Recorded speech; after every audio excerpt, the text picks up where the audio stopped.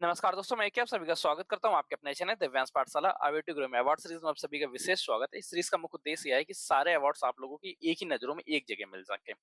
आप किसी भी एग्जाम की तैयारी कर रहे हैं, चाहे आप यूपी में किसी एग्जाम की तैयारी कर रहे हो, स्टेट में किसी एग्जाम की तैयारी कर रहे हो या सेंट्रल गवर्नमेंट में किसी भी एग्जाम की तैयारी कर रहे हो, ये पूरी सीरीज आप लोगों के लिए बहुत इंपॉर्टेंट है क्योंकि इससे रिलेटेड दो क्वेश्चन जरूर आपके एग्जाम्स में पूछे जाएंगे। चलिए आज की क्लास का चर्चा स्टार्ट करते हैं, जिसमें हम लोग चर्चा करेंगे नागरिक पुरस्कारों के बारे में। नागरिक पुरस्कारों में भी आज हमारी चर्चा का स्रोत रहेगा सर्वोच्च नागरिक पुरस्कार, जिसको हम लोग भारत रत्न के नाम से जानते हैं। भारत का सर्वोच्च नागरिक पुरस्कार जिसको भारत रत्न कहते हैं।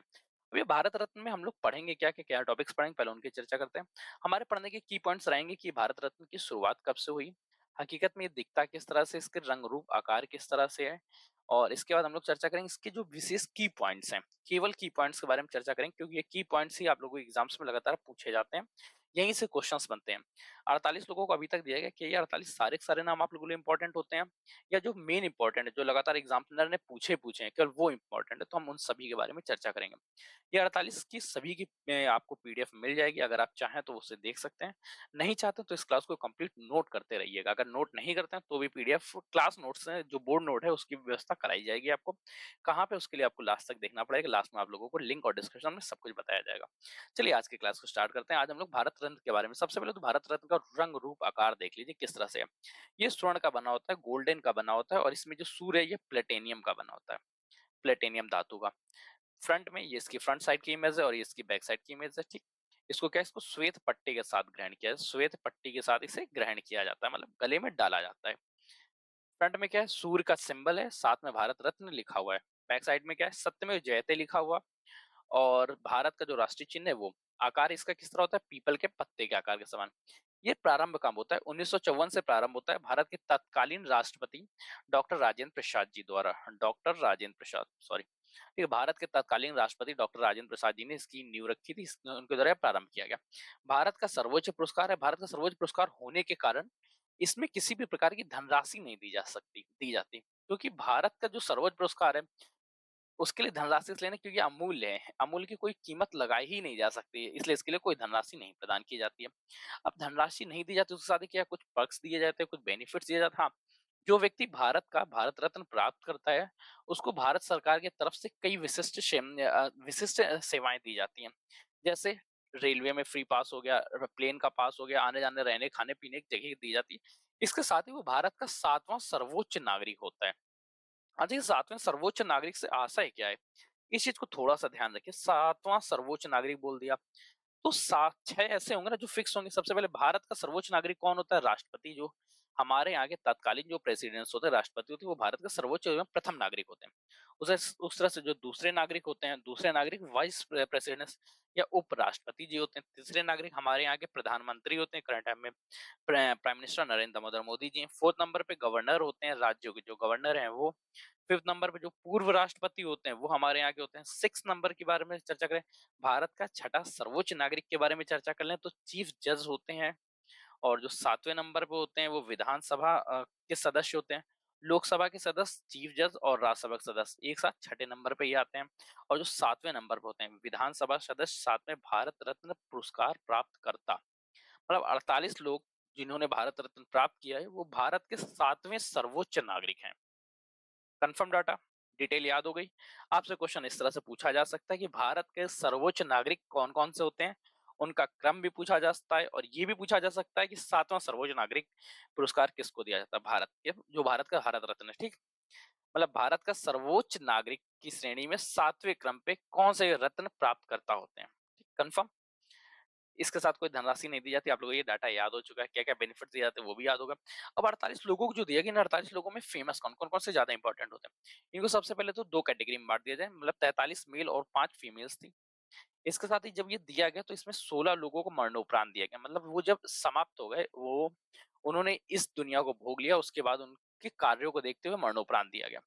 और जो 3 विदेशी नागरिक थे, जो 3 विदेशी नागरिक, इनसे लगातार क्वेश्चंस बाद में पूछा गया, क्योंकि 2019 के बाद से ये किसी को नहीं प्रदान किया गया। अब केवल और केवल इससे की पॉइंट्स हैं, केवल उससे रिलेटेड ही क्वेश्चंस आपसे पूछे जाएंगे।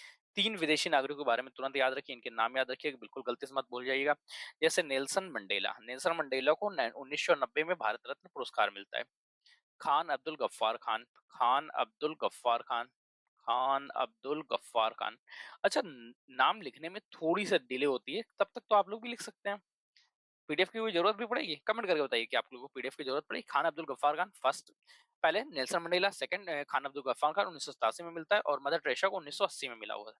ठीक है, मदर टेरेसा, ठीक है, कंफर्म हो गया। मदर टेरेसा को 1980 में मिला। 3 विदेशी नागरिकों को मिलता है, तीनों के नाम याद रखिए, Nelson Mandela, Khan Abdul Gaffar Khan, Mother Teresa. ये जो 5 फीमेल्स हैं, ये 5 फीमेल्स बहुत इंपॉर्टेंट हो जाती है, ये पंच परमेश्वर की तरह है भारत रत्न के लिए। तो इन पंच परमेश्वरों को भी आप याद रखिएगा। 5 फीमेल कौन-कौन सी हैं जिनको भारत रत्न मिलता है? तो सबसे पहले 1971 में इंदिरा गांधी जी को मिला। 1971 इंदिरा गांधी, ये 5 फीमेल्स की नाम की चर्चा कर रहे हैं, ठीक है। और 1980 के बारे में चर्चा करें, इसके बाद 1980 में मदर टेरेसा जी को, और फिर 1997 की आती है, 1997 में अरुणा आसिफ अली, और इसके बाद 1978, 1998 और 1998, 1998 एम एस सुब्रलक्ष्मी जी को मिलता है। और ये 1 2 3 4 और लास्ट में 2001 अभी जो रिसेंट में मिला वो लता दी को मिला, लता मंगेशकर। ये वो 5 महिलाएं हैं जिनको भारत रत्न पुरस्कार मिला है। केवल 5 है, इस वजह से इनसे रिलेटेड नाम आपसे पूछे जा सकते हैं। 3 विदेशी नागरिक और 5 जो हमारे यहाँ के महिलाएं थी उनको, और साथ में 16 मरणोपरांत और शेष नॉर्मल लोगों को प्रदान किया गया। अब इसके बारे में थोड़े की पॉइंट्स और चर्चा करते हैं। जैसे 1954 में जब प्रारंभ होता है तो सबसे पहला किसको मिला? सी राजा गोपालाचारी, सर्वपल्ली राधाकृष्ण, सीवी रमन। अगर लेटेस्ट पूछे तो लेटेस्ट 2019 में मिलता है। 2019 में प्रणब मुखर्जी भारत के 13वें राष्ट्रपति थे। भूपेन हजारिका और नानाजी देशमुख, भूपेन हजारिका और नाना देशमुख जी को मिलता है। नाना देशमुख, ठीक। 2019 में किनको किनको मिलता है? प्रणब मुखर्जी को, भूपेन हजारिका को, नाना देशमुख को। पहला किसको मिला? सी राजगोपालचारी, सर्वपल्ली राधाकृष्णन, सीवी रमन। और जो पहले के बाद दूसरा था 1954 के बाद 1955 में मिलता है, भगवान दास, एम विश्वेश्वरैया, जवाहरलाल नेहरू। ये इंपॉर्टेंट। अब इसके अलावा की पॉइंट्स के बारे में चर्चा करते हैं जो बहुत इंपॉर्टेंट है, आपके एग्जाम्स में लगातार पूछे जाएंगे। जैसे कि आपके एग्जाम्स में इस तरह से पूछा जा सकता है, भारत रत्न प्राप्तकर्ता कौन है? नाम याद रखिए, ईयर याद रखिए। 1958 को डी के कर्वे सर्वाधिक उम्र में भारत रत्न प्राप्त करता है। एज क्या थी इनकी जिस समय इनको भारत रत्न मिलता है? उनकी एज थी 100 ठीक है।